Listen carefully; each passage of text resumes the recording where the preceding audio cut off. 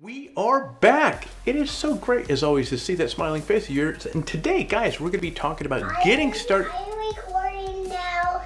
Yes. Shh. Why? Because I'm talking. You want to say hi to everybody? Hi. You come here. Take your headphones off. Take your headphones off. Okay. Come here. Say hi. Hi. Do you like drones? Yes. What do you like about drones? Because I have a remote control. Remote control. Do you like this thing? Do you like this? Yes, because it can open like this. Oh yeah. And then it spins. Oh, it spins, right? Yeah. See, guys, it spins. All right, buddy. I'm gonna record this video for everybody here. Say bye, everybody.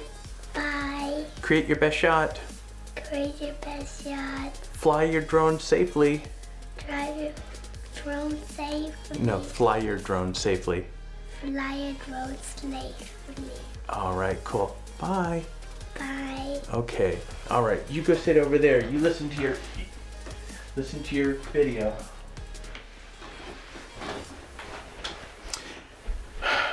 My son is not feeling well, so he is in my office here while I'm shooting this video for you fine folks. Today, guys, we're going to be talking about introductory tips to drone photography. Now, getting started in drone photography, guys, requires more than simply finding a good drone for your needs. There's a bit of a learning curve for taking photos remotely, let alone from a camera that's flying around. Now, I've been flying drones for about 7 years, and guys, I'm still learning. Speaking of flying, you have to learn how to pilot a drone first, guys, before you even think about how to take photos with one.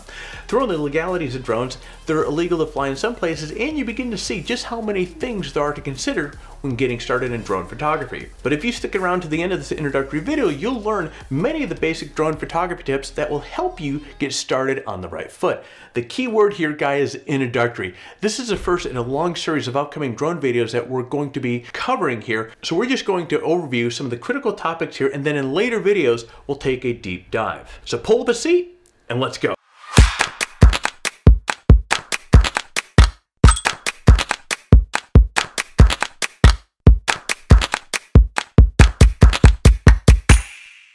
So let's start off things with learn the legalities before you fly. In the United States, if you fly for fun, there are certain regulations you have to follow. For example, there are some locations where drones simply are prohibited, like national parks. But in addition to not flying where you shouldn't, there are other legal things to bear in mind. First, you have to register your drone. This means, guys, to register as a modeler and label your drone with a registration number on it. In order to register your drone, you have to be at least 13 years of age, you have to be a U.S. citizen or a legal permanent resident. You have to provide an email address, you have to provide a physical address, mailing address, and have a credit or debit card for them to process the fee. Note that recreational drones cannot weigh over 55 pounds either. You are required to fly your drone at or below 400 feet when in uncontrolled or Class G airspace. Uncontrolled airspace is where the FAA does not control manned air traffic. You can't fly in controlled airspace either, which is around and above most airports. However, you can get permission to enter in controlled airspace if you jump through a few hoops. All right, things to practice when flying a drone. Guys, one of the best things you can do before you buy a drone is actually rent several and test them out. While one drone might look great on paper, you might find that another drone just feels better once you get out and test them both. Now, of course, if you rent a drone, the best thing that you can do is get out and get some practice.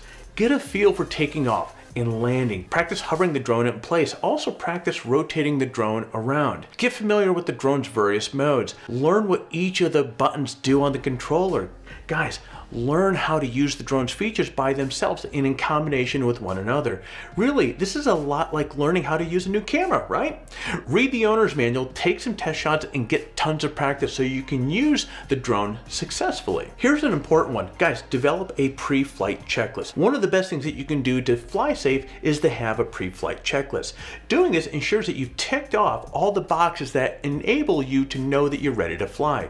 A pre-flight checklist might include the following: charging batteries, dialing in the camera settings, having a flight plan outlined, checking the weather, identifying the surroundings for possible hazards, checking the motors to ensure proper functionalities, inspecting the rotors for damage, ensuring your phone, tablet, and controller is ready to go and fully charged. Is it fun to do a pre-flight checklist?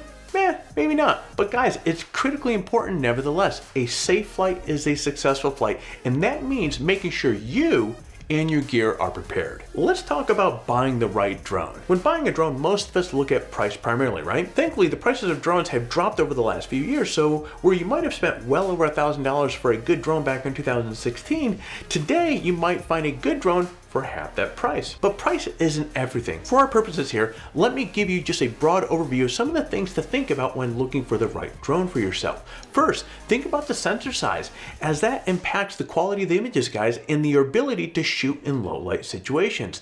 Next, consider the video quality the drone offers. These guys, 4K is a must. Find out if the drone can hover perfectly still. Any movements can compromise image and video quality. Speaking of which, you might consider a drone with a built-in gimbal so you can get smooth video footage. Next, investigate the drone's flight assist features. For example, does it have obstacle avoidance? Does it return home when the battery is getting low? Features like this can make flying, guys, so much easier. Look at the wind speed that the drone can handle as well. See, I live in Southern California and the winds can really rip here. That means I had to get a drone that could accommodate strong winds. One last thing to think about is drone kits.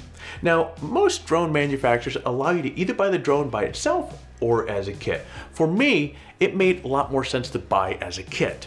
Let me share with you why. Kits are much more expensive, but you get the accessories that are must-have for drone flying. Typically, kits include things like extra batteries, spare rotors, carrying cases, and so forth. They almost always include a dedicated remote as well. Dedicated remotes are crucial for drone flying because they give you the range you need to get up to altitude and away from your location. Let's talk about when to go out and shoot with your drone. Guys, just like a normal camera, your drone will be a great asset in all kinds of shooting situations. Of course, the golden hour is a prime time to capture intense colors in the sky. But don't discount shooting on cloudy days either.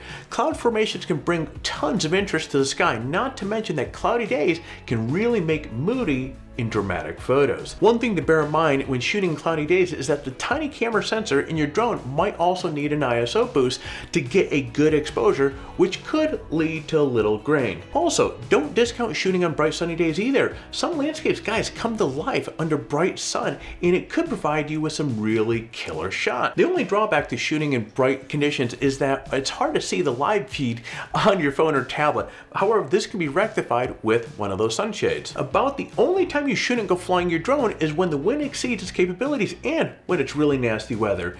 Even if your drone is weatherproof and has a high-speed wind rating, think twice about flying in poor conditions, guys. It only increases the chances of something going wrong and you crashing your drone. Speaking of crashing, though you don't want to think about your drone falling out of the sky or running into something, guys, it can happen. Best ways to prevent crashes is to be educated about the common reasons why drones crash in the first place. Remember, this is just a quick overview in this video, so for more details about common causes of crashes and what you can do to avoid them, stay tuned, guys, for an in-depth video just on that subject. A common situation for drone crashes is simply, guys, running into things. A great way to avoid this is to practice in an open space well away from any obstacles. That way you can get your bearings on being a drone pilot. Sometimes interferences cause your drones to lose contact with the controller. You can lose video feed. You can sometimes lose the controller feed to the drone as well. Obviously, it's hard to fly your drone if you aren't connected, right? To avoid these problems, stay away from large metal objects. Also avoid flying your drone too far from yourself. Doing so will help protect you from losing the signal. Another common cause for drone crashes is simply pilot disorientation, guys. Let's say you're flying your drone and it's moving away from you. Right is right and left is left, and so forth. But when the drone is coming towards you and you want to move your drone to your right, you have to maneuver the drone to its left because it's facing you. This takes some getting used to. All right, drone photography tips. Again, I'm not going to take a deep dive into photography tips here because there's a video coming up specifically on that topic. But for now, I think the best advice is to simply not forget the basics, guys. Just because your camera is up in the air flying around you doesn't mean your approach has changed. Rely on the rule of thirds to create balanced shots. Look for interesting elements like patterns and textures to highlight in your drone photos. Look for leading lines to draw people into the shot. Keep your composition simple with a single strong subject to grab people's attention. Vary the perspective as well. Get higher altitude shots, get lower altitude shots. Guys, as I mentioned earlier, shoot at the golden hour to get great light or on cloudy days to boost the drama. These are all things that you can do with your normal camera to get better photos, and they apply just the same taking photos with your drone. One last thing I'd like to mention here is that the best drones have about 30 minutes of flight time. This means time is of the essence, so you really need to be dialed dialed in to get to business of taking photos and videos fast. Planning what you want to shoot ahead of time is critical so you can launch your drone and set out to get the shots you want before you run out of battery. This means moving quickly, yet being very careful to pilot your drone safely. This also means being able to frame up your shots quickly, yet with a keen eye and paying attention to detail. And with that, you've got your introductory tips for getting started in drone photography. Guys, stay tuned for more drone photography videos in the coming weeks that will cover each of these topics with much greater detail. If you found this video to be helpful, hit the like button down below. If you're currently not subscribed to the channel, guys, subscribe. And while you're at it, hit the bell to be notified as we come out with more of these drone videos. So with that said, my friend, I'm gonna get outside so you get out there and create your best shot.